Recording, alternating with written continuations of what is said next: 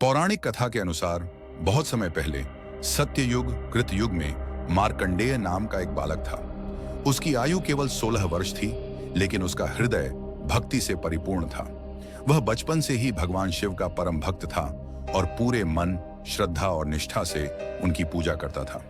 मार्कंडेय को यह झात नहीं था कि उसकी आयु अल्प है और शीघ्र ही उसकी मृत्यु का समय आने वाला है, लेकिन वह बिना किसी भय के प्रतिदिन शिवलिंग की आराधना में लीन रहता था।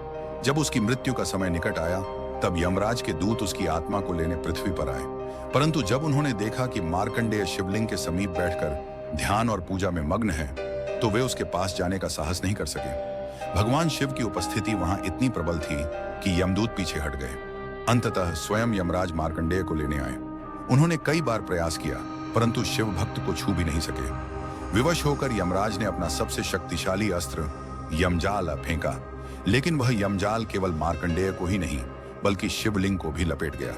यह दृश्य देखकर मार्कंडेय अत्यंत भयभीत हो गया। उसने पूरे मन से भगवान शिव को पुकारा, हे प्रभु, मेरी रक्षा कीजिए। उसी क्षण एक दिव्य चमत्कार हुआ। शिवलिंग से स्वयं भगवान शिव प्रकट हुए। उनकी आंखों में करुणा और क्रोध दोनों थे। उन्होंने यमराज को देखकर एक ही प्रहार में उनके वक्षस्थल पर लात मारी, जिससे यमराज मूर्छित होकर गिर पड़े और प्राण त्याग दिए। यमराज के चले जाने से सृष्टि में संतुलन बिगड़ गया। मृत्यु का नियम समाप्त हो गया।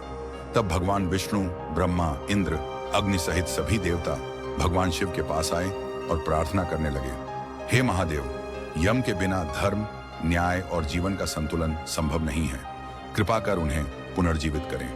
देवताओं की विनती स्वीकार करते हुए भगवान शिव ने यमराज को पुनः जीवन दान दिया।